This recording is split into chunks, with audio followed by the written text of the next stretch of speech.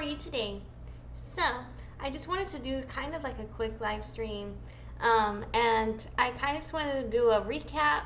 Well, I guess every live stream I do on these Google search monopolies has a recap of what I did before, but I wanted to go over the Google search monopoly lawsuit, continue the trial exhibit, keep watching that shit, and just figure out what's happening next. Last time we did 10 trial exhibits, and now I think we are at 76 total.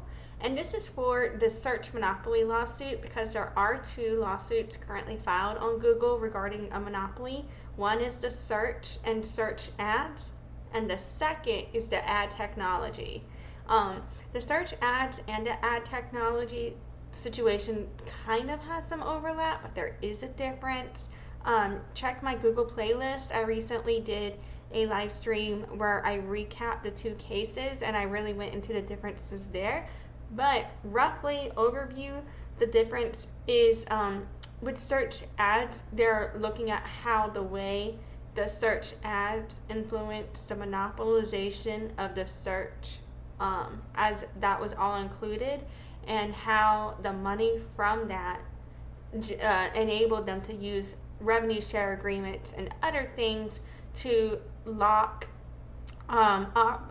equipment manufacturers, I cannot speak, into becoming like exclusive agreements to have their search browser priority placement and or default placement. That was a lot of words, but we got there. So anyway, yeah, so that's like the search ads situation, and then the difference with the ad technology is that is generally about how Google monopolizes ad technology, but that's a whole different case, and a lot more with that, and that is relevant to both the buyer side and the server side and just like all of that. So yeah, but yeah, so I'm gonna roll my intro, then we're gonna do a little recap of the last 10 trial exhibits, and then we'll just see how many more we can get through today. So yeah, thank you for joining me. Hi, my name is Alexis, also known as Lexi or Deaf Child. I was born deaf, hard of hearing. I began doing business as Deaf Child 2013, marketing 2011, sales 2009. I've earned 50 plus certifications in marketing and sales. My Bachelor of Science from Loyola University, New Orleans, with a music industry studies major and a business administration minor. Deafness runs in my family genetically. Speech is not fully accessible to me. Anyway, I'm here to bitch about whatever the fuck is on my mind. So here we go. Visit my site at noladeafchild.com. Alrighty, so we're going to start with a little recap. So the last live stream, we did do like 10 trial exhibits. I think the captioner did not get that right. I said trial exhibits. Still did not get that right. Hibit.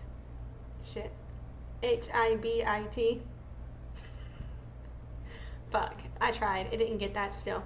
Alright, anyway, moving on. So last time we did 10 trial exhibits. And now I want to do it. And then I think we've done 76 total. And whenever I do 10 or 12 or even 8 or so, it gets harder for me to kind of recap that large summary, but let's give it a roll. So first of all, last time we looked at an email between Jon Tinter, and he had previously worked for Google, and then he was working for Apple at the time of these emails. And I forgot what the fuck he does, but he does something important. And so we're looking at email between Jon Tinter of Apple to another Apple employee named Adrian Perica or something like that. And this one was called Some Thoughts. And I find it interesting because we had previously looked at emails with Jon Tinter, and whenever he worked at Google, he was basically like, he was being asked if he could give Google proprietary Google data on search results and user data and things like that, and search logs to Apple. They were requesting that information. And when Jon Tinter worked for Google, he was like, hell no, why the fuck would we give Apple more of our data? And then we saw in follow-up emails where Jon Tinter was talking about competition between Bing and Google and something else. I think that was it. Maybe I'm wrong, but he was talking about Google and competitors, and he was talking about like how scale was needed, right, to compete, and how they weren't effectively competing. And so from that, we were looking at another email last time in that context where John and Adrian, I don't know, actually, I can't remember time period if that was in context related to each other, but in context of the trial, yeah, how the trial exhibits were documented and presented to us. So yeah, they were talking about in that email, that they needed, it wasn't necessarily about scale off the advertiser network, but it was about the advertisements and advertisers that could be churned out, and about generating revenue, is what I believe what they were discussing, in terms of like they were talking about current economics, the marketplace, the scale of the network, and things like that in AdSense, you know. And so they were, and those are all like specific elements, in my opinion, to broadly say that they were looking at into whether or not these different elements of how you would scale are relevant to the profitability of the company when they were, and it shows that in this email that they had met to discuss where different people were investing their resources, in my opinion, from what I get from it. And again, this email is redacted, and I'm not a lawyer. It's just like me kind of processing what I think I got from that. And then after that, we looked at another email between Jon Gianandrea of Apple and the same dude, Adrian Perica of Apple, but this one was related to more of just Microsoft. And in that email, Adrian had asked Jon if he thought that Microsoft could catch up to Apple in the user space. And Jon had said not yet, and he had basically was saying because Google gets more of the correct answers for long tail queries, which is a longer search term, or for longer searches, you know what I'm saying? But yeah, so the more words in a search that you're looking for, then the more accurate Google is what the email was saying back in 2018. So yeah, and then after that, we were looking at a different email between Hal Varian of Google, and I think he's like their chief economist dude or whatever, and Daniel Russell of Google, don't know what the fuck he does. And in that email, Hal was basically saying, like, so first of all, Daniel had been talking about the data quality effect and about how you need quality data to have good information, right?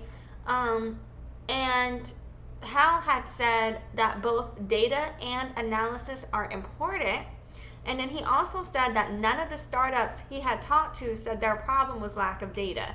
And I just thought that was really fucking funny because, and this is a trial exhibit from the 14th video I did on this, right? Mind you. But in the 13th video I did on this, we saw other trial exhibits where in that situation, Jon Gianandrea was basically like, why the fuck would we give other people access to our data, right? And so Hal is just like saying nobody's asked for data. In my opinion, roughly summarizing, not word for word, what is being, the idea of what is being said. And so Hal's like, nobody's asking for data, but the lie detector shows that's, actually they were asking for data, they were denied the data. You know what I'm saying? So that stood out to me as kind of like, but I could be wrong about how I interpreted that information. That was just kind of what I took from it. And then after that, we looked at an Apple presentation on one of their status updates that I can't fucking pronounce. And it had like a PowerPoint slide presentation or whatever, but in it, they were talking about the relevance of Google versus Bing in search results. And they were saying that Google was outperforming Bing almost everywhere, except for United States desktops with Safari queries, which was a tie. which, and then, and that's for result relevance. But for overall preference, and I don't know how these concepts are measured, Bing outperforms Google on desktop and diversity, but that lead is weaker in English, in the United States English, but that lead is weaker in French and Japanese, is what they were saying. But I do think that speaks to where there is like for however they measured it, if that is accurate, you know what I'm saying? Like, if more people seem to actually prefer Bing, but they end up using Google because Google has more relevance to some of those results related to, especially related to those long tail queries, as we were discussing before. What the fuck is a captioner putting? I said long tail queries. Queries. Yes. Okay, fuck. Stupid ass captioner. I apologize. Distracted. Okay, so, anyway, I find that relevant because, like, if Google is actually fucking, saying if there's a world in which Google has more data, so they're better able to connect that information, but they're able to prove, even if people want to use Bing, because Google has scaled so far to where they are, Bing can't effectively compete. That speaks to the monopoly. Sorry it took me so long to get there, but whatever. Train got there eventually. Anyway, and then we looked at another fucking email between John Gianandrea and Adrian Perica. I don't think I'm saying that right. Both of Apple at the time, and this was regarding search lingo is what it was called, or search language.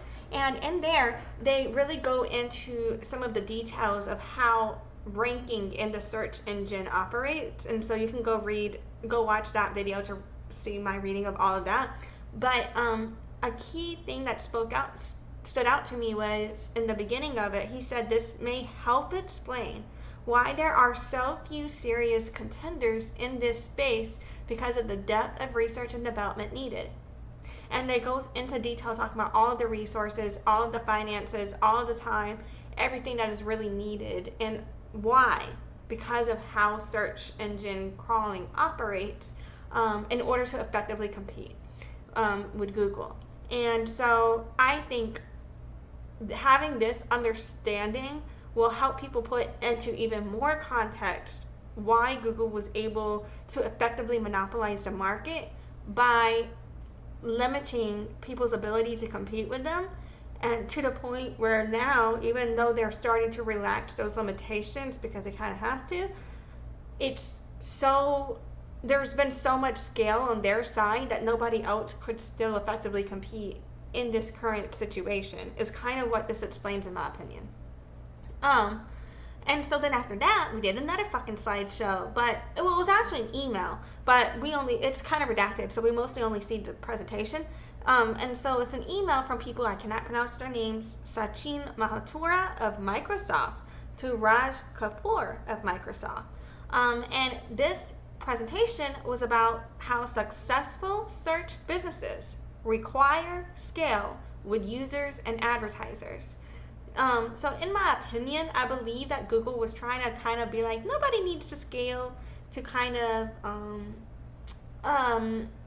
minimize the magnitude of the advantage they had on their competitors, in my opinion, potentially. But anyway, so in that presentation, it really goes into showing the cycle of how more users leads to more advertisers, which leads to more data, which leads to better search and more relevant ads, which leads to more revenue to invest in development and distribution, which leads back to more users, and it cycles. And so I thought that was extremely informative and helpful in processing and understanding the flow. And even though they're discussing this as it relates to search businesses and requiring scale with users and advertisers in the search engine marketing, well, for search engine providers, I think anybody in marketing or business and sales can take a look at this flow and reflect on how this applies to all marketing and sales and getting found online, in my opinion. So yeah, and then we have another redacted ass email between Eddie Q of Apple, don't know what the fuck he does, and Tim Cook of Apple regarding Google and Bing RPM. And so in here, it's super redacted, but in there they discuss an updated search revenue share analysis. And what I find interesting about that is oftentimes anytime we see a revenue share agreement negotiation with Google, they're basically either coming from a place of, if you want more money, then you need to give us more exclusivity, and if you want less exclusivity, you're going to get less money. Basically has been how Google has grabbed everybody by the balls, in my opinion, in the past. So yeah. And then just a few more things. We looked at a Google presentation on T-Mobile in a Google discussion doc. And the main thing that I was getting from this presentation was the revenue share aspect, where they were trying to negotiate that. And or I don't think they were trying to negotiate that in here, but they were discussing, in my opinion, the impact of the negotiation. And so they were just talking about revenue share, and they say in here that T-Mobile earned more money in 2015, and that they had more revenue per device due to Google investments in product. So in my opinion, it's just kind of like one of those things where it highlights that these companies have their growth relying on Google, in my opinion. And so that's another way Google monopolizes the market, because if they compete with Google, it would literally, by definition, stunt their growth at that point, in my opinion. So yeah, and then a couple more things here. We did another email between Jeff Giard of T-Mobile to Michael, I don't know if it's Gu or Ju, I'm so sorry, of T-Mobile, regarding search negotiation status. And in this email, what kind of backs up what I just said, it says in here, a few of our key proposals that we are still negotiating are higher revenue share and a guarantee to not withhold Google Mobile, I forgot what the fuck S stands for. I think it's security or some shit. GMS certification if we choose to use an alternative search provider for an Android handset. So the whole GMS certification thing, right? So Google had these operating equipment manufacturers locked into these deals where, in order to operate, they had to have Google on their as the app store. And the means of getting apps downloaded onto their device in order to get paid and take part in their revenue share agreement. And so they will withhold revenue and say you're non-compliant, and then remove your access to all Google features, so then your entire device is obsolete and doesn't work, because the way your device works is through Google. You know what I'm saying? Like the way you get more apps and stuff. And so that kind of like loop, like mindfuck, I forgot where I was in that train of thought, but you know what I'm saying. So basically they were like, yeah, we will not say that you're qualified, and that's the whole GMS certification. You have to be certified as secure to use with Google or whatever, in order to be able to have those apps and have that entry point of Google for your device to operate, in order to share in the revenue with Google. And this is how they secured some of those default placements, if that makes sense. That was long and winding. That either was very helpful or not at all. And the last thing we looked at in our last live stream, this is like a 20 fucking minute recap. God damn, I'm gonna be longer on the recap than I am on the new material. Was an email from Michael Murphy of Google to Ruth Porat of Google, don't know if I'm saying that shit right, regarding a deal review agenda.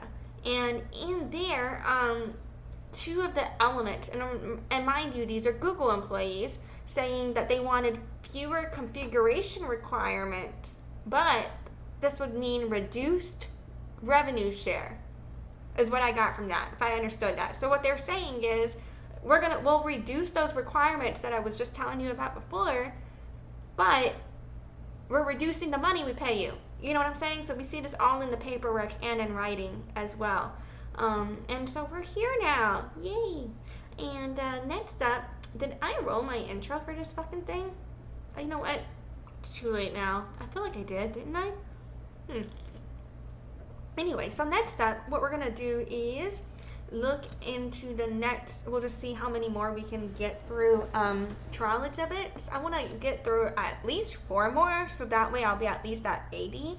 But we'll see how it feels, because some of these are long and some of them are short. But to be honest, I feel like we did a bunch of long ones at the beginning and they've been kind of short for a while. Let me knock on wood there so I don't jinx myself. But alright, so now we're going to be looking at exhibit number UPX0296.A. And it says Google presentation, MADA and RSA. So the MADA is Mobile Application Distribution Agreement. And so that shit fuckery of that I was explaining before about the configuration system and the requirements for the apps and all of that, that's all tied into the Mobile Application Distribution Agreement. And it's kind of like naming the band the band. That same thing with the Revenue Share Agreement. That's what the RSA is. And this is related to Android commercial agreements. And it's from August 26, 2019. And it was filed with this case November 10th, 2023.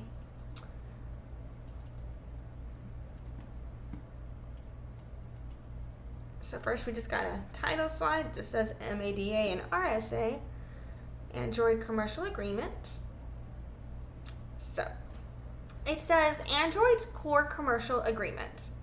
MADA is the Mobile App Distribution Agreement. This secures baseline distribution of our apps on Android, gives us a vehicle to drive consistency of experience, and ensures regular security updates. And then we have RSA, Search Revenue Share Agreement. This reinforces MADA's distribution with creating more visibility to our apps, and it provides a mechanism to help fund the ecosystem.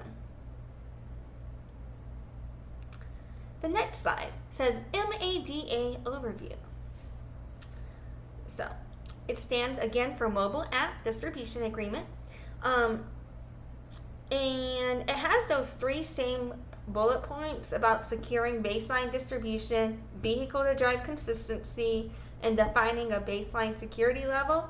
But it also says, it adds another point, another like section here, and it says coverage as the title. But under that, it's redacted, so I don't know what the fuck that's about. But I imagine that's related to the coverage of this agreement on Android devices or some shit. I don't know, I'm making shit up right now. And then it says we give Play Store plus 10 Google apps, the app ecosystem, the security and malware scanning. We get Google Play plus 10 apps preloaded, search widget and assistant gestures and hot word, and security updates. So yeah, it's kind of just repeating what I had been saying in the recap, but it's just in the technical and professional wording. Whereas I'm telling you, yeah, this is some fucking shit, man. So anyway, it says MADA, what we're looking to solve. Money. Secures baseline distribution of our apps on Android, which leads to reevaluate the apps in the collection without changing overall collection size.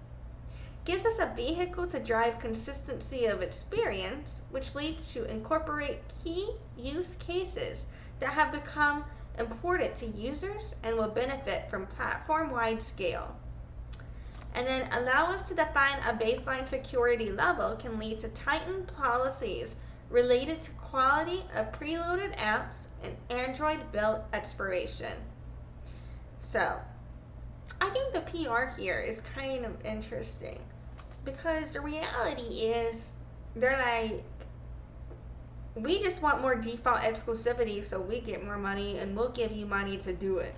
But they're making that super professional and technical, but trying to kind of diminish the bluntness of that, what they want from it, by basically being like, we're reevaluating the apps. It's like when you fire someone, you're like, we're restructuring.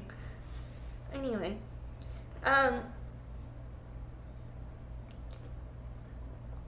then it says MADA version 2019 and beyond. 8 candidates for 3 slots, which we'll review with the following principles. And so for search, it shows search for, you know how there's like the Google search app as well as Google Chrome? Well, it's got both of those logos as well as Google Maps. It's got media for YouTube, YouTube Music, the movie app thing, I forgot what the fuck that's called, and Google News. Communication, Gmail, and then we got the Google Meet thing or whatever the fuck, I guess that's it. And then they have their own texting app. Then they have the payments, Google Pay app, photos and storage. So we got Google Photos, Google Drive, and that one app. Do they even still use that one though? You know what? Yeah, they do, right? Anyway, and then health. And so the suggested guiding principles are to preload apps that generate revenue for Google, position Android as an attractive operating system for users and partners, and align with Google's long-term strategic priorities. So yeah. And so they, I just realized, so they have the icons are in green if they recommend retaining, and they're in yellow if they're considering changes. So they're considering changes to Drive, that Google Meets app, and that video app I didn't know the fucking name of. The rest of it said they recommend retaining it, I think. Except for like on the side, it's got Google News, this texting, the Pay, the one app, and the health. I guess those are staying. I don't fucking know. Anyway.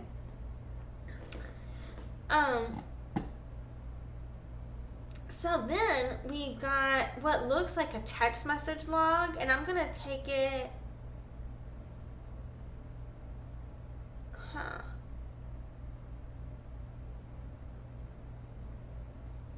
So there's a date. So there's like the first message says "will do things." I don't know what it's related to, and then it says redacted at google.com. Just FYI.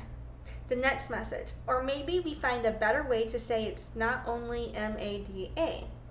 The next message, I delete this. The next message, it's just the protections framing that's unhelpful. It sounds exclusionary. Open to other suggestions if you want to keep some notion of it in the deck. So what I find, so why I think this is in here is previously in the Google trial documentation, and I don't even fucking remember where, so don't ask me, but I fucking know what happened, damn it.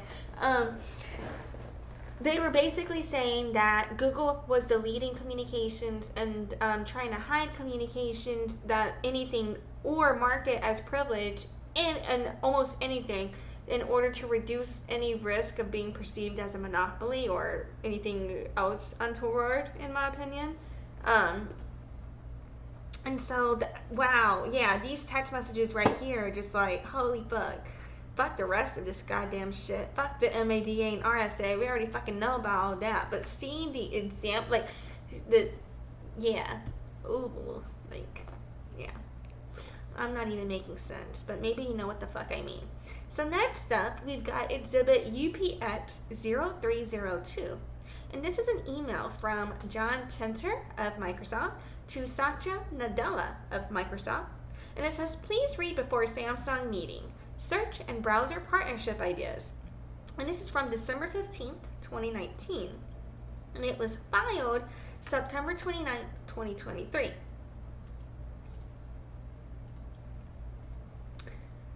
And so, let's see. And so this says, Jon Tinter has shared a OneDrive for Business file with you. To view it, click the link below.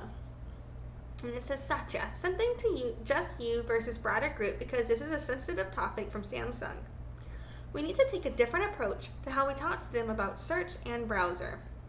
Right now, we are stuck. I have gotten some pretty candid feedback from the Samsung team that DJ has clearly heard your desire to do something here, but they don't want to make a big move because of the partnership with Google. But DJ is too polite to say no.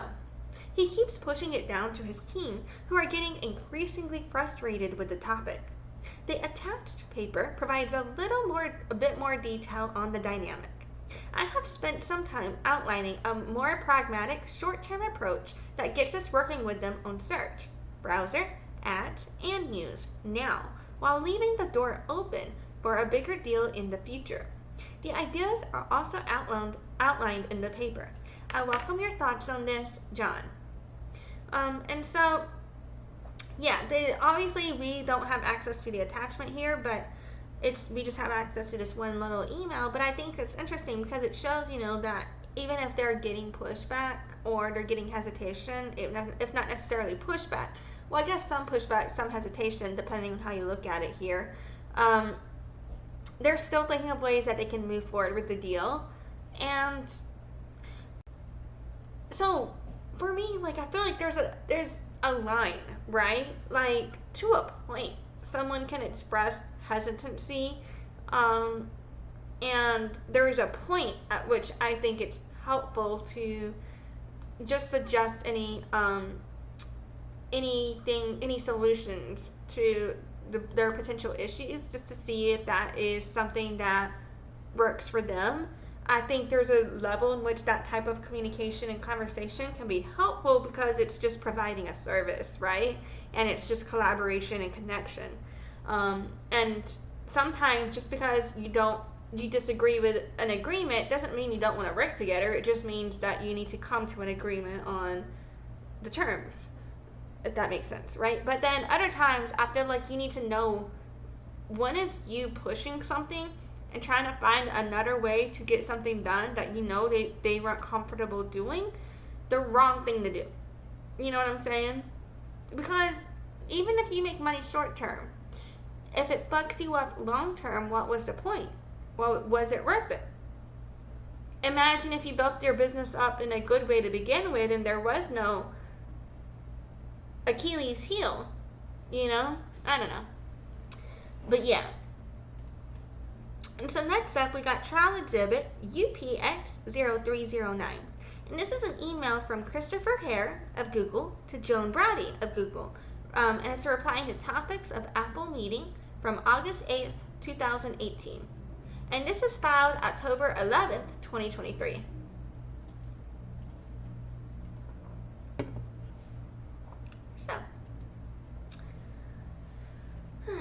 So, Chris had said, "Thanks, Joan. This answers my question. I had remembered from about 2 years ago, and then it's redacted, but I wasn't sure if that was contractually obligated. That topic came up this afternoon in a sync with Jeff, Liz, myself. Liz is consolidating analysis and product questions or feedback from the team. She should have those by mid next week. Chris." And before that, Joan had said, "It is probably easier if we talk or let me know what you're thinking. In short, we are the default search provider in Safari. We have had this position for about 16 years. Up to about 3 years ago, they only referred user to Wikipedia as a suggestion. The rest were provided by Google. However, about 2 years ago, we saw them increasingly offer the user other suggested redirections. This concerned us, which is why we added into the agreement that they could not expand farther than what they were doing in September 2016, as we did not wish for them to bleed off traffic. Also, they can only offer a Siri suggestion exclusively for quality and not because they want to drive traffic to Siri. Those are really what the agreement states." So here we can see in writing, they're talking about how if their potential competitors are trying to get placement with the manufacturers they're doing business and the service providers they're doing business with, they're going to go and see how can they reduce that by using exclusivity to continue locking them in for that default placement. You know what I'm saying? In my opinion, is kind of what I'm getting from this. And so then the rest of that email was redacted, and it said, "Let me know if this answers your question." And before that, Christopher Haire had written, "Hey Joan, do you have the Apple search contract laying around? As we build on the product ideas we presented last year, I want to make sure I'm not overstepping our obligations. Thanks, Chris." And before that, Jeff Bortz had wrote, "My team is on point from the product side, specifically Liz. Chris will help with the analysis." I guess he means suggestions, or I don't know, or maybe that's something else, I don't know. And then before that, it looks like Ben Friedenson had just been adding Kristen and Chris onto an email chain about financial analyst research. And before that, Benedict Gomez had written, Nick, I think this would be Ken mostly, maybe with Uni given his past familiarity with the deal, Ben. And before that, Joan Braddi had written, moving some to BCC to spare them. It would be good to get back to Apple with some questions or requested info they can send us to advance our theories on redacted when we meet with them. They are offering to help with info or testing. Who is the best working team who can tell me the relevant information that would be helpful in our analysis? For example, redacted. Do we need a contract on Chrome? That's a contract, it's contact. Do we need a contact on Chrome who can tell us what is normal browser behavior when it comes to browse history or abandonment, etc.? Let me know what we wish to ask of Apple to supply in order to answer some of these questions. Joan. And before that, Jeff Bortz had tagged Elizabeth Sartine onto the email chain. And then before that, Joan Braddi had written, sorry, here it is. Number one is Google's understanding of, and then it's redacted. 2. Google's recommendations about what we should be doing, individually or collectively, to generate incremental growth in queries and monetization. And hold up though, let's pause for a second, because in our last live stream, they were trying to act like you didn't need scale.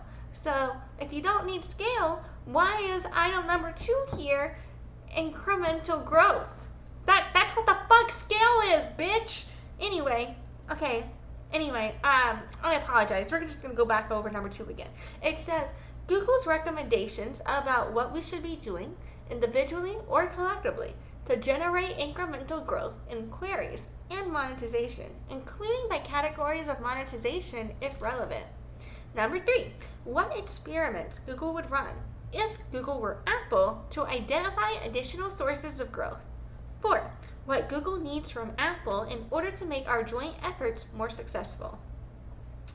And so yeah, and then before that, Nick Fox had wrote, I didn't see the list of topics, thanks. So I guess those would be those list of topics there. And before that, Joan Braddi had written, Nick, Jeff, Mike, Ben, Judy, Chris, and Ken. Here are the topics sent by Apple for the late August meeting. We are trying to determine who should attend from our side to lock in the date for this meeting and schedule an internal prep on the info we plan to share. Nick, Mike, can you advise? Thanks, Joan. And then it's, yeah, so that's it. Okie dokie. So it started off, so this is what it's all for. So they are having a meeting, they're prepping for a meeting to go negotiate, I'm assuming, with Apple. And so, and in here, they also are discussing that they want to make sure, in my opinion, that Apple stays limited in their ability to operate. You know, they're trying to make sure that they use the agreement to lock them more in so they maintain that default exclusivity. You know what I'm saying? In my opinion, it's kind of what I'm getting from that. So yeah, and then it really did stand out to me. What the fuck was it right here? Item number 2, generate. They're literally saying that their goal, you know, or the list of topics, is to generate incremental growth in queries and monetization. That is scaling.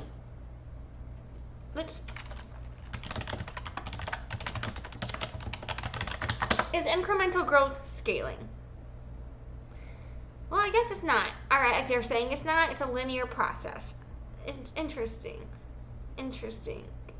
Oh, okay, I see. Because they're saying that scaling isn't proportional increase. So the difference is whether or not it's proportional, it's incremental. Now I see what you're saying. Now I see that. Because, but could we then argue that incremental growth is a form of scaling? I kind of think it is. That's just my opinion. Anyway, moving on. Who gives a shit?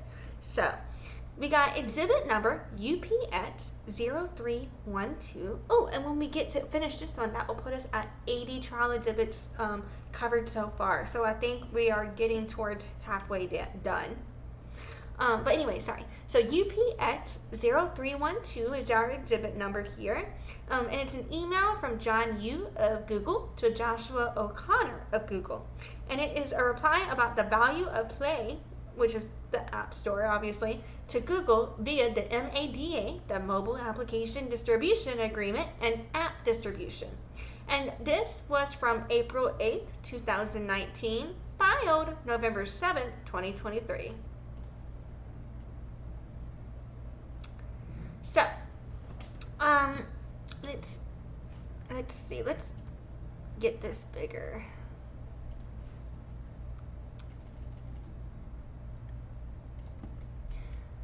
Alrighty, so it's from John Yu to Joshua O'Connor is the first thing you see here. It says, right now, we require Play plus other Google mobile services apps. Yes, we require Samsung to take all or nothing. But in this hypothetical world, where Samsung no longer wants Play Store, Maps, and YouTube would be the apps that they would independently want out of the current MADA package. Regards, John Yu. And he's the Android Partnerships Finance is what his title is related to. And before that, Joshua O'Connor had written, thanks, John. I don't fully understand what our MADA requires, though. In your example, if Samsung hypothetically wanted only, say, Maps and YouTube, do we not require them to take the others as part of MADA? And so he was basically saying, yes, they have to take all or nothing. But if they don't want Play Store, then they don't want Maps or YouTube as well, I think, or something like that.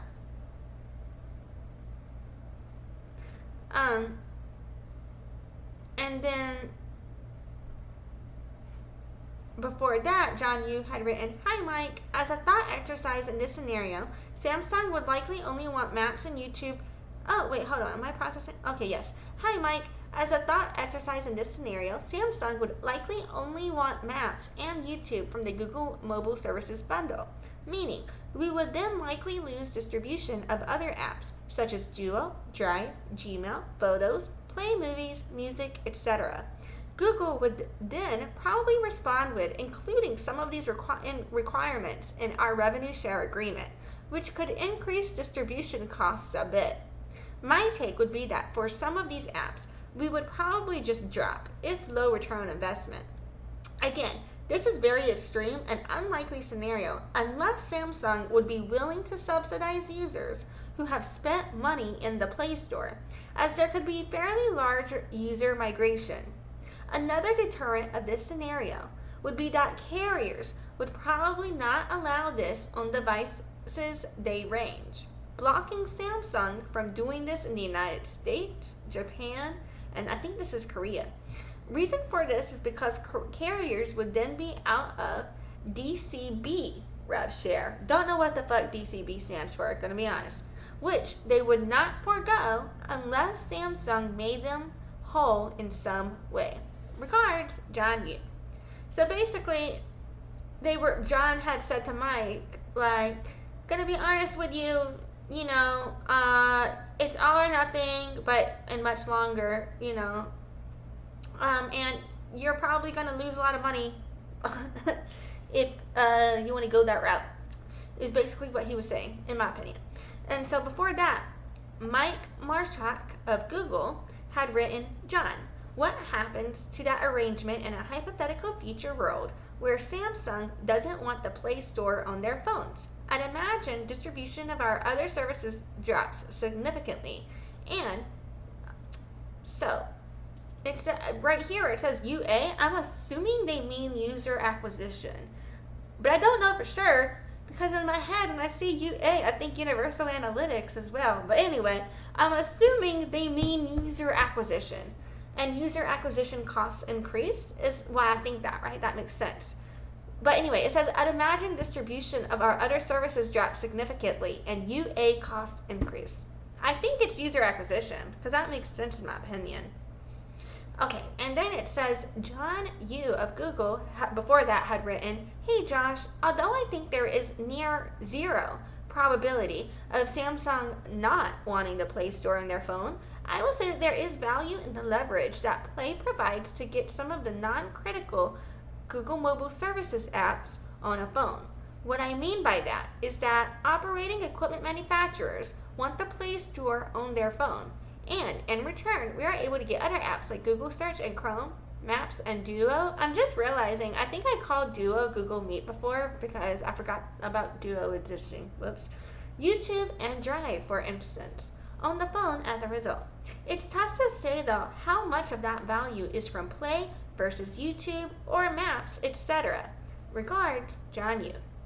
And before that, Joshua O'Connor had written, oh, and this is of Google, "Hi, John. Would you know if we should value Play being a premier destination for app installs for other app distribution and MADA?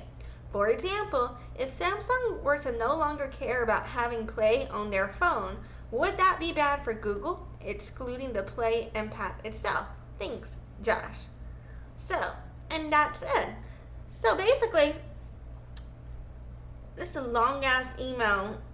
And I really feel like it didn't need to be this big of a conversation, but I guess it was because they wanted to explain the details.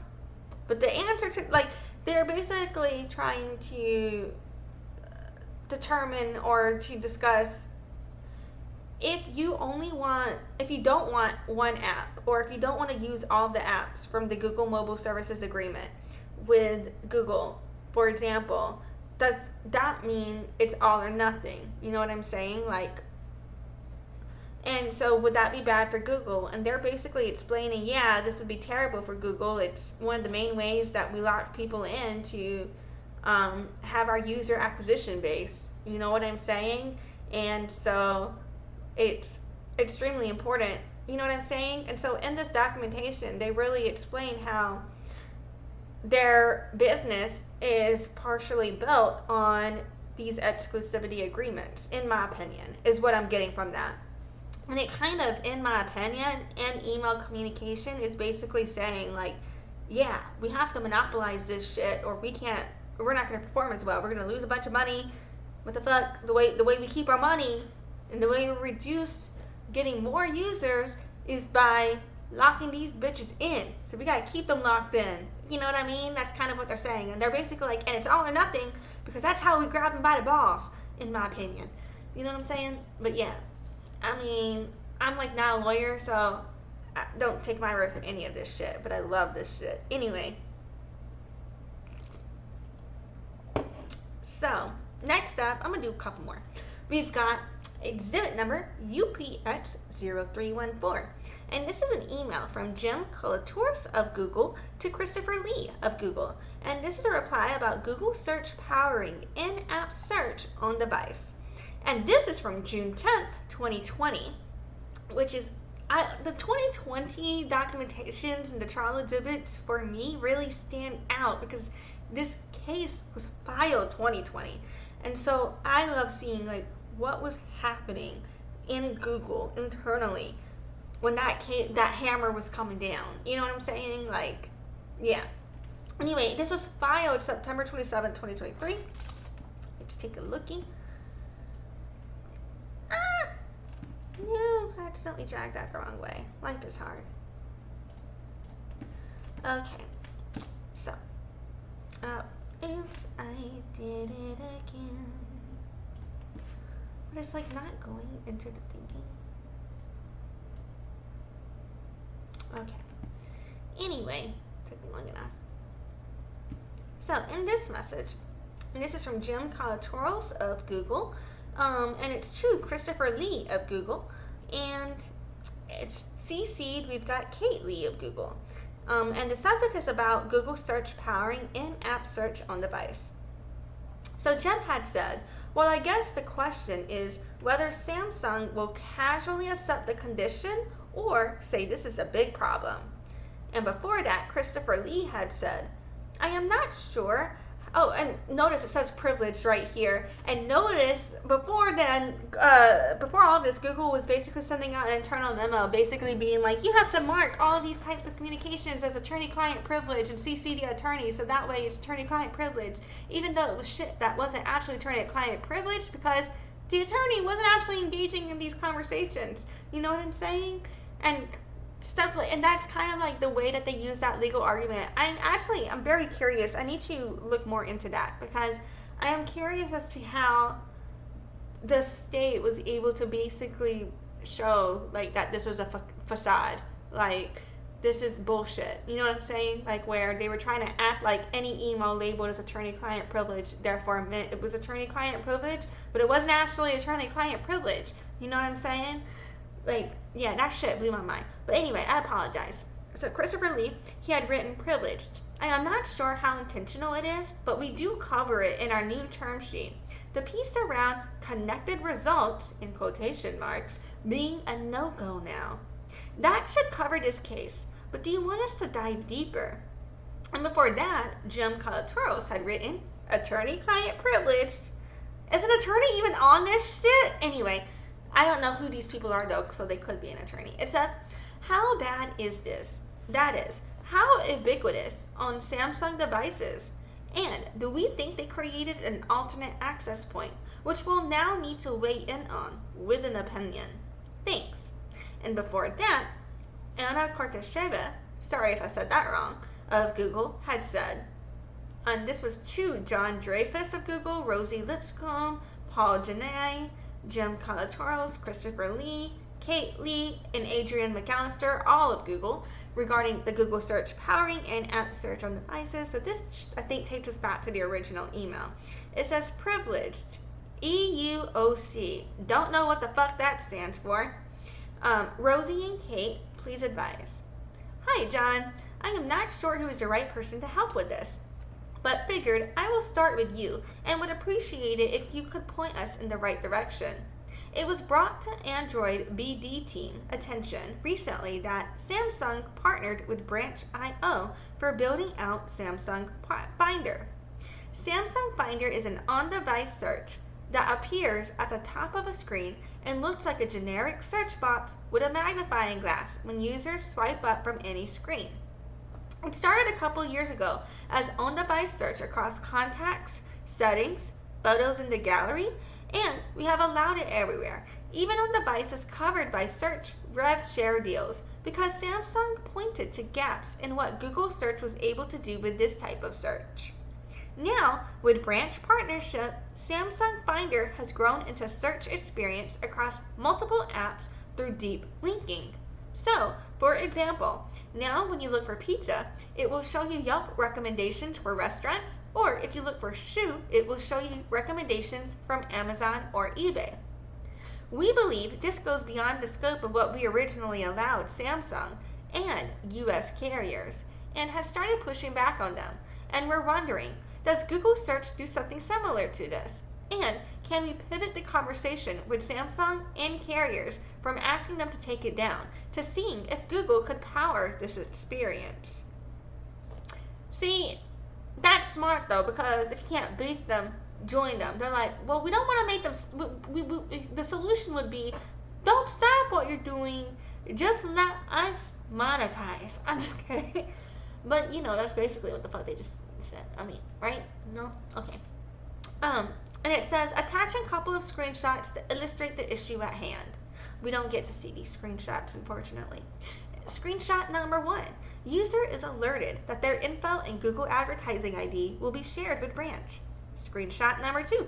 Samsung Finder experience when phone is connected to the internet, showing off-device search in web catalogs. Screenshot number 3. Samsung Finder experience when phone is in airplane mode, showing scope of what we have originally approved for this product. Please let me know how I should proceed. Thank you, Anna.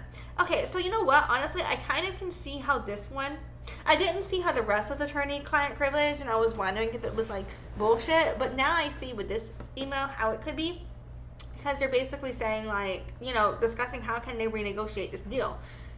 That makes sense. That makes sense. But before, they weren't actually talking about the deal itself, but being vaguely having the conversation about, I don't know. But then again, I'm wondering, right? Like, because if you think about it though, like, at what point does it go from, I guess, does it, if it's referencing to a specific deal or if it's a hypothetical, general, vague concept could be the difference.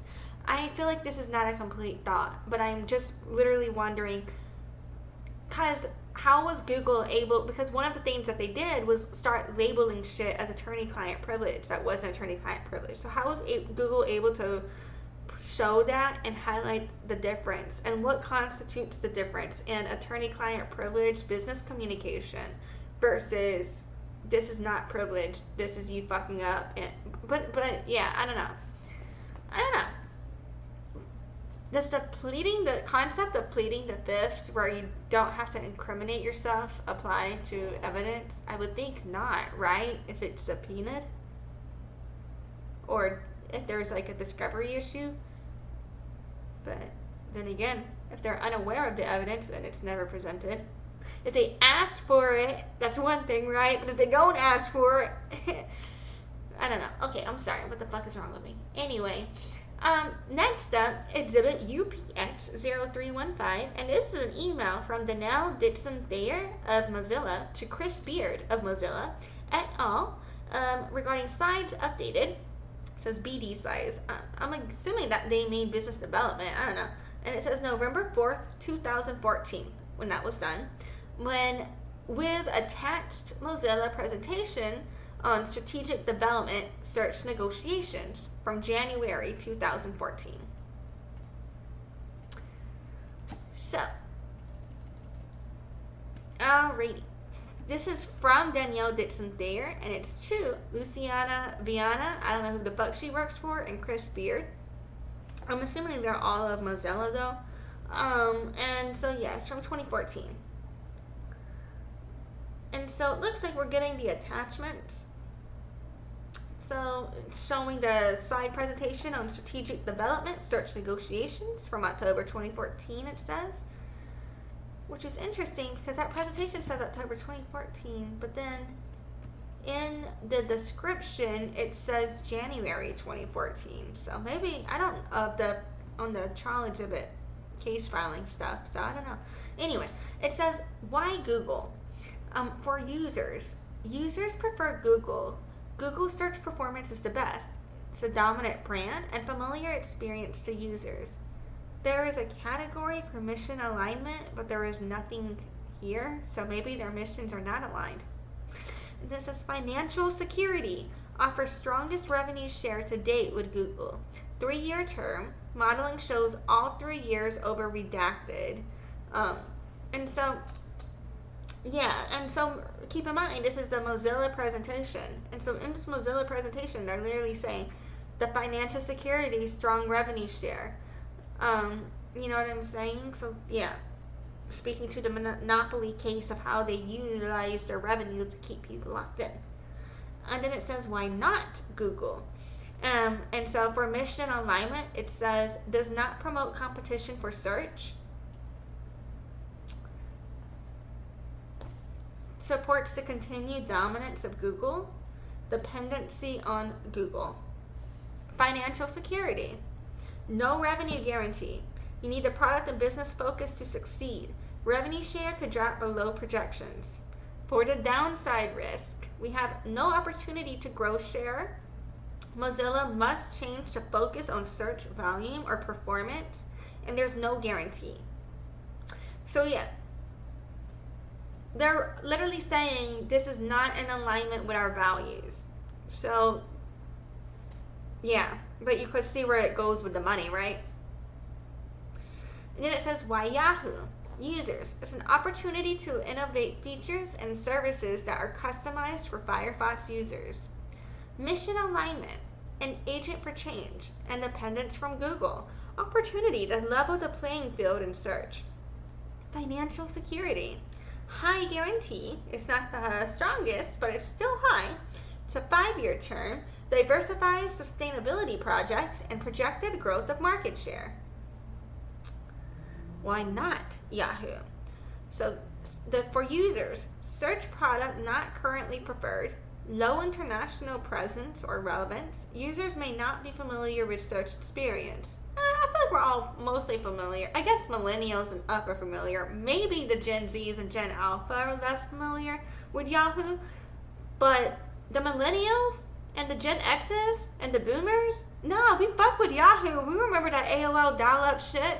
Anyway, it says mission alignment. If unsuccessful, threatens success of both Yahoo and Mozilla. That's true. Could fucking both up. They could both lose money. Financial stability.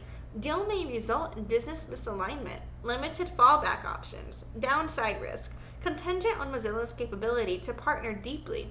Google may become more aggressive in targeting Mozilla. So yeah, I can see here like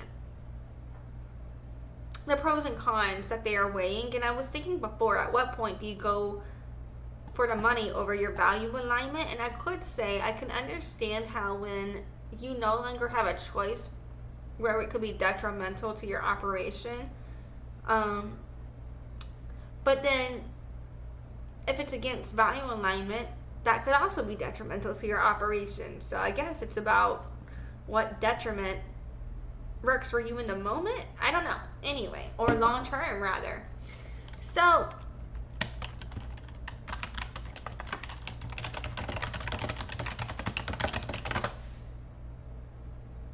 they ended up choosing Google, or it's not a single built-in search engine, but it's Google is a common default in many regions, and others like Ecosia, DuckDuckGo, and Yahoo are available for them. I love that for them because it's like the neutral middle ground of what they were considering here.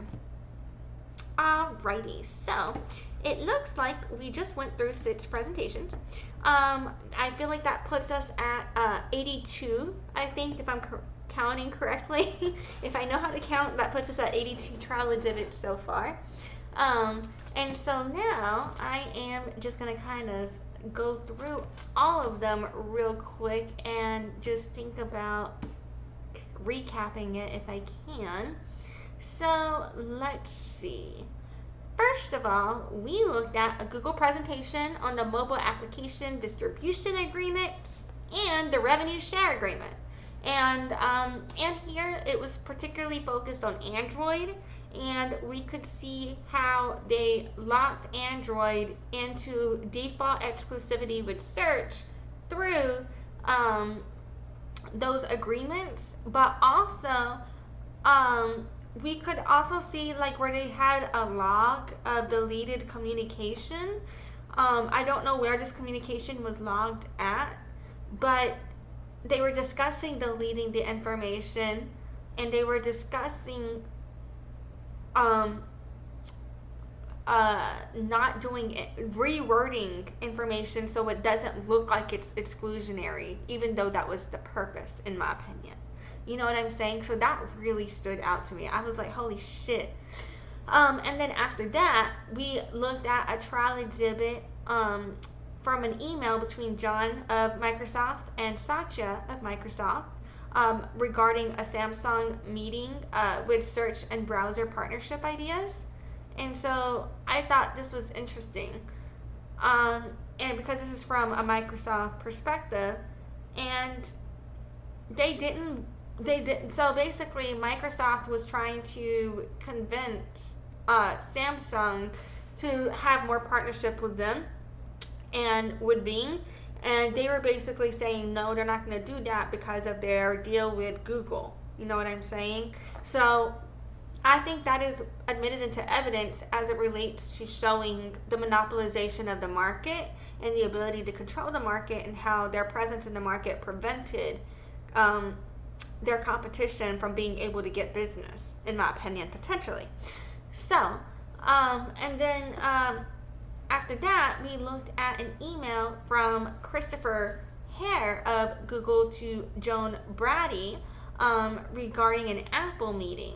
And in there, what really stood out for me was whenever they were talking about incremental growth in queries and monetization. And even though technically incremental growth is different than the technical scaling, if you want to look into those definitions separately, I kind of believe that incremental growth is a form of scaling. It could be a form of vertical or horizontal scaling to do so incrementally. In my opinion, I actually think it's a good way to go about scaling. And so they were talking about generating incremental growth in queries and monetization.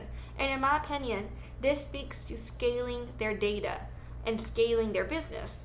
And I thought this was extremely relevant because in trial exhibits from the last 2 videos we did on this, they were kind of trying to act like they didn't need data to grow as a business. But this trial exhibit, where they were clearly saying this is a topic for their meeting to do so, it showed, well, isn't that a little hypocritical, right? You know what I'm saying? In my opinion. But yeah, basically, they were going into this presentation on renegotiation, and they were also talking about how they wanted to make sure that Apple wasn't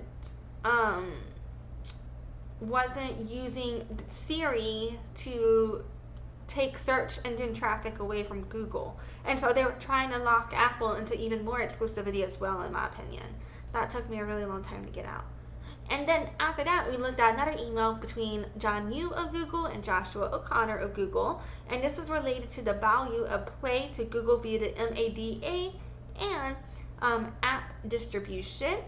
And so that email chain, they were basically going over the hypothetical of if, for example, Samsung didn't want Play Store, would they still be able to use Google Maps or YouTube? And the answer was no. It's all or nothing.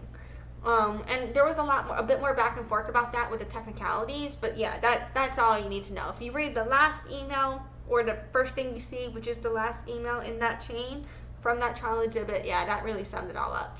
And then we looked at another email between Jim Kolotourus of Google to Christopher Lee of Google. And this was about Google search powering in-app search on device. And in there, they were really talking about the Samsung Finder thing and how like you can look up on Samsung and how that deep linking works in terms of they have a partnership that helped them develop their search bar to where people are looking for things, it then connects them to like Amazon and what have you. And so they were initially allowed to kind of do some things with this search bar because it was originally limited to just information within the device, which Google didn't necessarily see in competition with them because there's a difference between making your device accessible so you can access like your cell phone contacts, your settings, and find your apps easier and shit, versus competing as a search engine. But this branch, this partnership where Samsung started having these other capabilities with that search toolbar, Google saw that shit and they were like, yeah, no, we gotta discuss right now how we put a stop to this. And so they had this whole email chain about it that's labeled attorney-client privilege. But it's like not until the first email in this email chain or the last thing you see in the trial exhibit that you realize that's what it's all about. So when I was first reading it, I was like, why the fuck is this all labeled attorney-client privilege? I was like, are they doing that thing again? Because they are known in this case for labeling shit as attorney-client privilege in order to kind of hide what they are doing. You know what I'm saying? And then the last thing we looked at was another email between Denelle Dixon-Thayer of Mozilla and Chris Beard of Mozilla. And in that email we see a presentation where Mozilla is comparing, they're comparing fucking the pros and cons of partnering with either Google or Yahoo as search engines. And I actually really like what they ended up doing, which is you have the ability to set your default, but also the default comes pre-selected in certain regions when you initially download it, but they allow a lot easier access with being able to choose your default. And I think that helps with encouraging competition in the search market. But yeah, and so we looked at all of that. And so that puts us at 6 more trial exhibits that we looked at today. And so now we are at 82, I think. Yeah, 82 total that we have done of the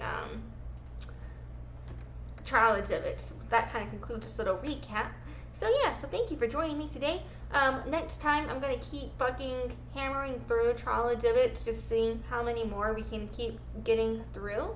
And I'm really enjoying the fact that they're like much shorter now, because when they are long, I cannot remember that shit or shit.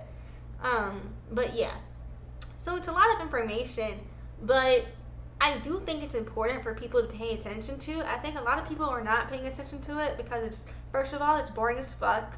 So, like, whenever, particularly people who are working in office buildings, when your job is to constantly be talking to people, communicating with people, emailing people, reading shit, scheduling shit, you know, and you get to a point where you're in information overload sometimes, a lot of times, and it can be difficult to go read all of this other material, right? Because who the fuck has time for that? There's only so many hours in the day.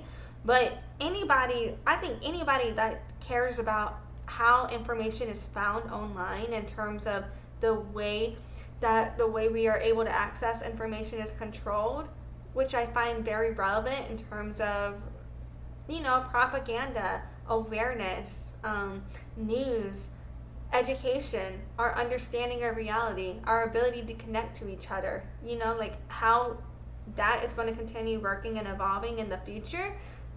I think you should pay attention to these Google lawsuits and these communications, because understanding all of these deals and how it was all built, I believe, is key for us to understand when changes start happening.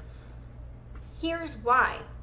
And so this is going to allow anybody that wants their information found online for any purpose, or people who are wanting to understand how to better find information in this new system or way it's working. Like, the more we understand all of this communication, I think the more we understand the way it's going to go. And I think this can be applied to a lot of things, particularly with history and social issues, in my opinion. But yeah. Anyway, so thank you for joining me today. I'm going to end this bitch. Hope you have a good Friday and all of that good shit. You know, I feel like a nerd, because I'm like, what fucking nerd wants to be here on a fucking Friday looking at trial exhibits, right? But you bitches like doing that shit too, so you're here, aren't you? Yep, you're a nerd too. Uh-huh. I see you, nerd. Anyway, okie dokie. Maybe I'm fucking rude. I don't know. Alright. Well, thank you for joining me today. Hope you have a great day. Have a good weekend, and I'll probably do another one of these this weekend. Or 2. Thanks for watching. Join the loyalty program at noladeafchild.com/loyalty and check in during live streams to get points for rewards.